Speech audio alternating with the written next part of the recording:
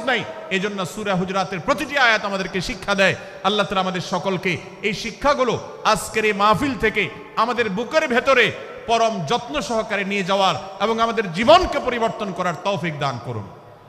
ভাইরা আমার, তৃতীয় এই শিক্ষাটি শেষ করে আমি বলতে চাচ্ছি, চতুর্থ আয়াতে আল্লাহ রাব্বুল আলামিন আমাদেরকে বলেছেন আমরা যেন কেউ কাউকে নিয়ে বিদ্রূপ না করি, ব্যঙ্গ না করি, কেউ কাউকে যেন বাজে নামে না ডাকি, কেউ যেন কাউকে খোঁচাখুচি না করি, কেউ যেন কারোর নাম বিকৃত করে তাকে না ডাকি। ভাইরা আমার, এই আয়াতটি আমি শুরুতে তেলাওয়াত করেছি। আল্লাহ বলেছেন ইয়া আইয়ুহাল্লাযীনা আমানু লা ইয়াসখার কওমুম মিন কওমিন আসা আন ইয়াকুনু খায়রাম মিনহুম। হে ঈমানদারেরা, হে মুসলমানেরা, তোমাদের কেউ যেন অন্য কারোর নাম ধরে অন্য কাউকে ব্যঙ্গ বিদ্রূপ ঠাট্টা না করে। আমরা একে অন্যকে নিয়ে ঠাট্টা করি কি করি না? বিদ্রূপ করার রোগ আমাদের মধ্যে আছে না নাই? ভাইরা আমার, জাগতিক বিষয় তো আছেই, এমনকি দুর্ভাগ্যজনক বাস্তবতা হলো ধর্মের নামে, ইসলামের নামে একদল মুসলমান অপর দল মুসলমানকে নিয়ে হাসি, ব্যঙ্গ, বিদ্রূপ, রাসাহাসি এবং নাম বিকৃত করা এবং খোঁচাখুচি করা, এই কাজগুলো আমাদের মধ্যে আছে না নাই? আমরা যারা ইসলামের খেদমত মনে করে আমার ভিন্ন মতের ভিন্ন দলের মুসলমানকে খোঁচাখুচি করি, আমরা যারা আল্লাহর খেদমত মনে করে, ইসলামের সেবা মনে করে, দাওয়াতের কাজ মনে করে, ইসলাম প্রচার মনে করে ভিন্ন মতের অন্য দলের মুসলমানকে নিয়ে ব্যঙ্গ বিদ্রূপ আর হাসাহাসি করি, তাদেরকে সোশ্যাল মিডিয়াতে, অনলাইনে, অফলাইনে তুচ্ছ তাচ্ছিল্য করি, আল্লাহর শপথ করে বলছি এটা ইসলামের সেবা নয়, এটা হলো প্রবৃত্তির পূজা, এটা হলো আপনার নফসের পূজা, এটা হলো আপনার প্রবৃত্তির গোলামি করা, এটা আল্লাহর গোলামি নয়, এটা ইসলামের খেদমত নয়, এটা ইসলামের 12টা বাজানো।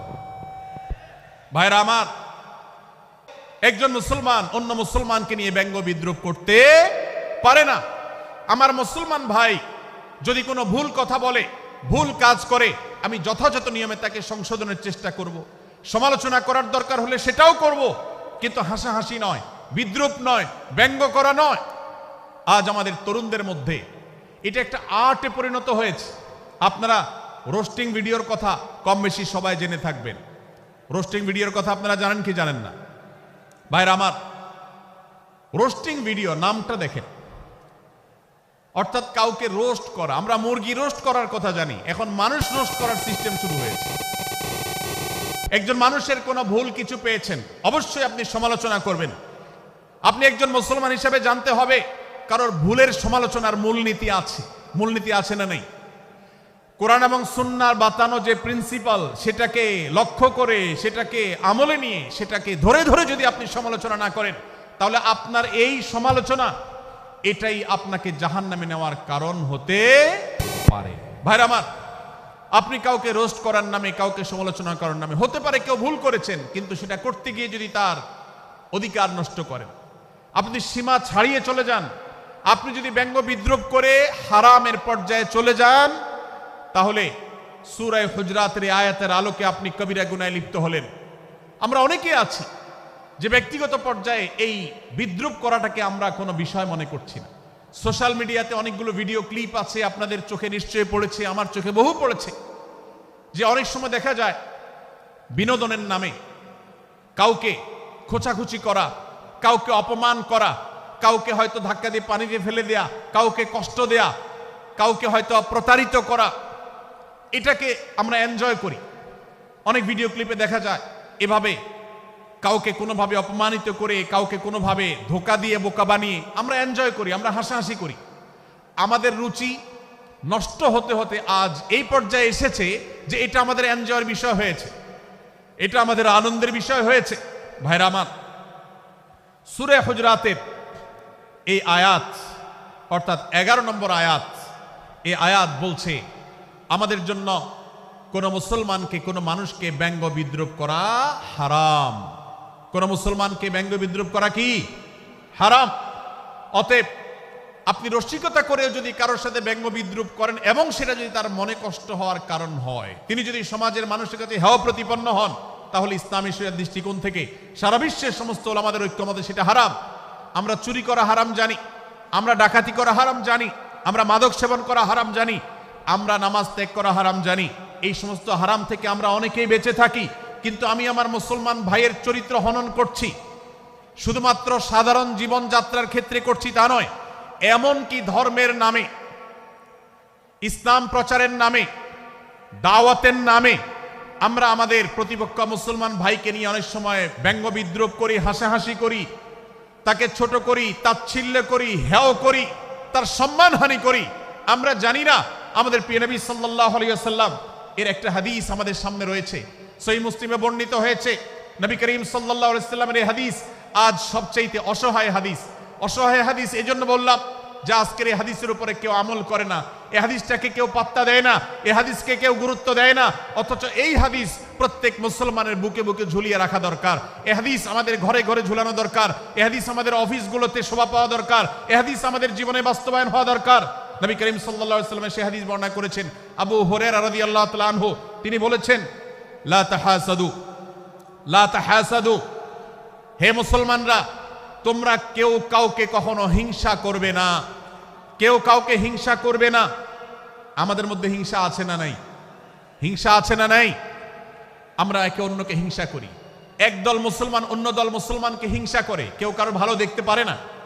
ভাইরা আমার, আল্লাহ নবী বলেছেন লা তাহাসাদু, তোমরা একে অন্যকে হিংসা করো না।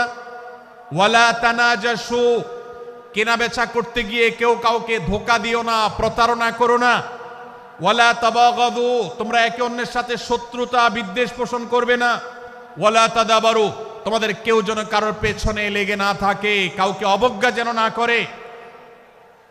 ওয়ালা ইয়াবি আহাদুকুম আলা বাই'i আখিহি, এবং তোমাদের কেউ যেন আরেকজনের কেনাবেচার উপরে সেখানে ইন্টারফেয়ার করে সে যেন সেখানে কোনো প্রকার ক্ষতিগ্রস্ত কাউকে না করে। ওয়াকুনু ইবাদাল্লাহি ইখওয়ানা, হে মুসলমানরা তোমরা আল্লাহর বান্দা ভাই ভাই হয়ে থাকো। তোমাদের মধ্যে মতপার্থক্য থাকুক, দলগত মতপার্থক্য, অবস্থানগত মতপার্থক্য, থটগত মতপার্থক্য, মাযহাব মাসলাবগত মতপার্থক্য থাকুক, কিন্তু তোমরা আল্লাহর বান্দা ভাই ভাই হয়ে থাকো। এক দলের মুসলমানকে আল্লাহ তাআলা ভাই ভাই হতে বলেন নাই, এক গ্রুপের মুসলমানকে আল্লাহ ভাই ভাই হতে বলেন নাই, এক বলয়ের মুসলমানকে আল্লাহ ভাই ভাই হতে বলেন নাই, নিজ দলের মুসলমানের সাথে আল্লাহ ভাই ভাই থাকতে বলেন নাই। আল্লাহ বলেছেন সকল মুসলমানদের সাথে ভাই ভাই হয়ে থাকার জন্য, ভ্রাতৃত্বের বন্ধনে থাকার জন্য। এজন্য আল্লাহ নবী সাল্লাল্লাহু আলাইহি ওয়াসাল্লাম সে নির্দেশ করেছেন। আল্লাহ নবী সাল্লাল্লাহু আলাইহি ওয়াসাল্লাম আরো বলেছেন, আল মুসলিমু আখুল মুসলিম, মুসলমান মুসলমানের ভাই, লা ইয়াজলিমুহু ওয়ালা ইয়াখযুলুহু, কোন মুসলমান কোন মুসলমানকে জুলুম করতে পারে না, তার আইল ঢেলতে পারে না, তার জমি দখল করতে পারে না, তার অধিকার নষ্ট করতে পারে না, তাকে কথা দিয়ে অত্যাচার করতে পারে না। ওয়ালা ইয়াখযুলুহু, তাকে অপমানিত করতে পারে না, লাঞ্ছিত করতে পারে না। ওয়ালা ইয়াকযিবুহু, তার সাথে মিথ্যা বলতে পারে না। ওয়ালা ইয়াহকিরুহু, তাকে তাচ্ছিল্য করতে পারে না। আত্তাকওয়া হাহুনা, আত্তাকওয়া হাহুনা, আত্তাকওয়া হাহুনা। নবীজি তিনবার নিজের বুকের দিকে তাকিয়ে দেখিয়েছেন, তাকওয়া এখানে, তাকওয়া এখানে, তাকওয়া এখানে। আমাদের অন্তরকে ভালো করতে হবে, সমস্ত মুসলমানদের জন্য উদার হতে হবে, কলিজাকে বড় করতে হবে, মনটাকে ব্রড করতে হবে, প্রশস্ত করতে হবে, অন্য মুসলমানকে ভাই মনে করতে হবে। কোন ভিন্ন মতের মুসলমানের সাথে শত্রুতা পোষণ করা যাবে না। ভাইরা আমার, অতএব এই হাদিসকে সামনে রেখে এই হাদিসের শেষ অংশে নবী সাল্লাল্লাহু আলাইহি ওয়াসাল্লাম বলেছেন, আল মুসলিমু কুল্লুল মুসলিমি আলাল মুসলিমি হারামুন দমুহু ওয়া মালুহু ওয়া ইরদুহু। এক মুসলমানের জন্য অন্য মুসলমানের তিনটি জিনিসকে আল্লাহ তাআলা হারাম করে দিয়েছেন। কোন মুসলমানের রক্ত এটা প্রবাহিত করা, কাউকে হত্যা করা যেরকম হারাম, কোন মুসলমানের সম্পদ অন্যায়ভাবে আপনি ভোগ করবেন, দখল করবেন, মেরে দিবেন, এটা হারাম। ঠিক একইভাবে কোন মুসলমানের সম্মান নষ্ট করবেন, ইজ্জত নষ্ট করবেন, সম্ভ্রম নষ্ট করবেন, অপমান করবেন, এটাকে আল্লাহ তাআলা হারাম করেছেন। আল্লাহ তাআলা আমাদের সবাইকে অন্য মুসলমানদের ব্যাপারে এরকম দায়িত্বশীল ভূমিকা রাখার তৌফিক দান করুন, বলুন আমিন। ভাইরা আমার, সূরা হুজরাতের 4 নম্বর আয়াতের এই শিক্ষাকে ধারণ করে আমরা কারোর প্রতি ব্যঙ্গাত্মক আচরণ করব না। অনেক মুসলমান আছেন অন্য মুসলমানদের নাম ধরে ধরে বিদ্রুপ ব্যঙ্গ করেন, নাম বিকৃত করেন। অনেক সময় আমরা রসিকতা করেও আমাদের অনেকের নাম বিকৃত করি। আল্লাহ সুবহানাহু ওয়া তাআলা এটাকে হারাম করেছেন। এমনকি নবী সাল্লাল্লাহু আলাইহি ওয়াসাল্লাম বলেছেন, লা তাকুল লিকাসিরিন ইয়া কাসিরু, কোন খাটো বা বেটে মানুষকে হে বেটে, হে খাটো এরকম বলে ডেকো না। নবী সাল্লাল্লাহু আলাইহি ওয়াসাল্লাম বলেছেন, এভাবে ডাকলে তিনি অপমানিত হন। আল্লাহ তাকে এভাবে সৃষ্টি করেছেন। আমরা অনেক সময় দেখা যায় একে অন্যকে খোঁচা মারতে গিয়ে তার গায়ের রং কালো হলে তিনি দেখতে আকারে ছোট হলে তাকে আমরা ব্যঙ্গ করি, বিদ্রুপ করি, তাকে আমরা তাচ্ছিল্য করি, তাকে আমরা অপমান করি, তাকে আমরা অপদস্থ করি। ভাইরা আমার, এটা আমাদের জন্য হারাম। আমি আবারও বলছি, চুরি হারাম আমরা জানি, ডাকাতি হারাম আমরা জানি, আমরা অন্যান্য হারামের কথা জানি, কিন্তু এই যে এক মুসলমান অন্য মুসলমানের অধিকার নষ্ট করা হারাম, এটা আমরা জানি না। এক মুসলমান অন্য মুসলমানের নাম বিকৃত করা হারাম, এটা আমরা জানি না। এই ব্যাপারেও আমরা দেখেছি যে আমরা যারা ইসলামের দাওয়াতের কথা বলি, কোরআন হাদিসের কথা বলি, তারাও দেখা যায় সোশ্যাল মিডিয়াতে, ফেসবুকে একদল মুসলমান অন্য দলে মুসলমানদেরকে নানা বাজে উক্তি দিয়ে ডাকাডাকি করে, বিকৃত নামে ডাকে, বিকৃত উপাধি দেয়, খারাপ কথা বলে, অমুকের দালাল তমুকের দালাল ইত্যাদি ধারণা করে কথা বলে। এই কাজগুলো হারাম, এগুলো আমরা কখনো করব না। 5 নম্বর যে শিক্ষা আছে সূরায়ে হুজুরাতে, সেটা হলো 12 নম্বর আয়াতে আল্লাহ রাব্বুল আলামিন এখানে কুধারণা করাকে হারাম করেছেন, মন্দ ধারণা করতে আল্লাহ তাআলা নিষেধ করেছেন, এবং গীবত করতে, পেছনে লাগতে নিষেধ করেছেন। ভাইরা আমার, এই একটি আয়াত অর্থাৎ সূরা হুজুরাতের 12 নম্বর আয়াত, এই আয়াতটি শিক্ষা ধারণ করে যদি আমরা আমাদেরকে শুধরাতে পারি, সংশোধন করতে পারি, তাহলে ইসলামের মেইন যে কাজগুলো আছে, ঈমানকে বিশুদ্ধ করা এবং শিরক মুক্ত ঈমান আনা, 5 ওয়াক্ত নামাজ পড়ার পর, বান্দার হক আদায়ের পর, এই আয়াতটির পর আমল করলে আপনার জান্নাতে যাওয়ার সবচেয়ে বড় বাধা দূর হয়ে যাবে ইনশাআল্লাহ। ভাইরা আমার, যে আয়াতে আল্লাহ তাআলা আমাদেরকে কারো প্রতি মন্দ ধারণা করতে নিষেধ করেছেন, গীবত করতে নিষেধ করেছেন, কারো পেছনে লাগালাই করতে নিষেধ করেছেন, সে আয়াতে আল্লাহ রাব্বুল আলামিন বলেছেন, ইয়া আইয়ুহাল্লাযীনা আমানু ইজতানিবু কাসীরাম মিনায-যন্ন, হে ঈমানদারেরা, হে মুসলমানরা, তোমরা কারোর প্রতি ধারণা, মন্দ ধারণা তোমরা করো না, এটা থেকে বিরত থাকো। অনেক ধারণা অর্থাৎ মন্দ ধারণা, এটা গুনাহ, এটা থেকে বিরত থাকো। ইন্না বা'দায-যন্নি ইসম, কারণ কিছু কিছু ধারণা অর্থাৎ যেগুলো মানুষের সম্পর্কে কোনো তথ্য উপাত্ত ছাড়া নিছক ধারণা প্রসূত মন্দ ধারণা করা হয়, সেগুলো গুনাহের কারণ, সেগুলো অপরাধের কারণ, সেগুলো কবিরা গুনাহ, সেগুলো পাপাচার, সেগুলো আল্লাহর অসন্তুষ্টির কারণ, সেগুলো আল্লাহর অবাধ্যতার কারণ। এজন্য ভাই, কারোর প্রতি মন্দ ধারণা করা যাবে না। এক্ষেত্রে আমি জানি আমাদের ব্যক্তিগত পর্যায়ে কারোর ব্যাপারে কোনো কিছু কথা উঠেছে অথবা সামান্য একটু সন্দেহ তৈরি হয়েছে, আমরা তার চরিত্র নিয়ে টানাটানি করি। আমরা জানি না একজন মুসলমানের চরিত্রের মূল্য কত বড়। আমার কাছে সুস্পষ্ট প্রমাণ আসার আগ পর্যন্ত কোনো মুসলমানের চরিত্র নিয়ে আমার ব্লেম করবার কোনো অধিকার আমার নাই। এই জন্য একজন মুসলমান কখনো কারো প্রতি কুধারণা করবে না, মন্দ ধারণা পোষণ করবে না, খারাপ ধারণা পোষণ করবে না। আল্লাহ তাআলা আমাদেরকে এবং মুসলমানের সম্পর্কে খারাপ ধারণা করা থেকে বেঁচে থাকার তৌফিক দান করুন। ভাইরা আমার, কিছুটা বিশৃঙ্খলা দেখা যাচ্ছে। আমরা আপনাদেরকে বিনীতভাবে অনুরোধ করতে চাই, অনুগ্রহ করে সবাই বসে পড়ুন। যারা দাঁড়িয়ে আছেন তারা একটু বসে পড়ুন, সবাই যার যার দায়িত্বে বসে যান। আপনি আরেকজনের চিন্তা না করে আপনি একটু বসে যান। ভলান্টিয়ার ভাইরা, প্যান্ডেলের ভেতরে পেছনে কি হচ্ছে আপনারা একটু দেখুন। ডান পাশে যে সমস্ত ভাইরা আছেন, ভাইরা আপনারা আমার কথা শুনুন। ডান পাশে, আমার প্যান্ডেলের ডান পাশে যারা আছেন, আপনাদেরকে আমরা অনুরোধ করছি, ওয়াজ মাহফিলের মঞ্চে, তাফসীর কোরআন মাহফিলের প্যান্ডেলে এসে আমরা যদি বিবাদ বিতণ্ডায় লিপ্ত হই, আমরা সে বিষয়ে আলোচনা করছি, আল্লাহর ওয়াস্তে আমরা বিবাদ বিতণ্ডা বন্ধ করি। আপনারা একটু শান্ত হন, আল্লাহর জন্য একটু সবর করেন। ভাইরা আমার, এদিকে যে কিছুটা বিশৃঙ্খলা দেখা যাচ্ছে, আপনাদেরকে আমরা অনুরোধ করছি আপনারা একটু বিশৃঙ্খলা বন্ধ করুন। ভাইরা, এখানে যারা দাঁড়িয়ে আছেন সবাই বসে যান, সবাই বসে যান, সবাই বসে যান। যশোরের মানুষের দুর্নাম হোক, আপনারা কি চান? আপনারা কি চান যশোরের মানুষের দুর্নাম হোক? তাহলে আশপাশে ভাইরা ওনাদেরকে সবাইকে বসায় দেন, বসায় দেন, কাউকে দাঁড়ায় থাকতে দিবেন না। ভাই সবাই বসেন, সবাই বসে যান। এখানে যারা দাঁড়িয়ে আছেন সবাই বসেন, অনুগ্রহ করে সবাই ধৈর্য ধারণ করেন এবং বসেন। আজকের এই মাহফিল সুন্দরভাবে শেষ হোক। আপনারা কি চান কি চান না? ভাই আপনারা কি চান কি চান না? যদি আপনারা চান, অনুগ্রহ করে আমার ডান পাশে যারা বিশৃঙ্খলা করছেন তারা বসে যান। আপনাদেরকে আমরা অনুরোধ করছি এখান থেকে বসে যান। আপনারা কি ডক্টর মিজানুর রহমান আজহারী সাহেবের আলোচনা শুনতে চান কি চান না? যদি চান তাহলে মেহেরবানি করে আওয়াজ বন্ধ করে পরিবেশ শান্ত করে। এখানে অল্প কিছু মানুষের মধ্যে বিশৃঙ্খলা দেখা যাচ্ছে।